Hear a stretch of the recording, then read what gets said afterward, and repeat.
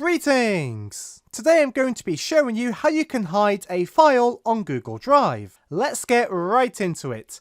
So you've got a file, perhaps a PDF, that you want to hide. What you want to do is you want to right click on the file, then go to File Information, then go to Manage Versions.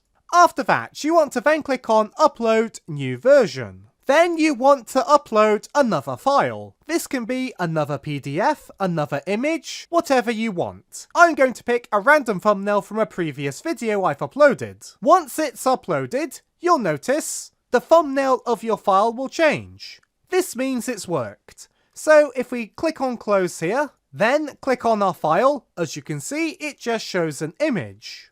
And this means the file is hidden from anyone who isn't able to edit the file. If they have edit permissions, they will be able to view all of the versions. Also, if you're hiding the file, I strongly recommend you name the file that you're hiding. You can do so by right-clicking, then clicking on Rename.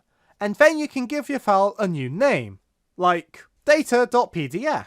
This means you've now hidden the name of the file and the actual file from people who you may not want to see the file. So, if you want to access the file that you're hiding, right-click, then go to File Information, then go to Manage Versions.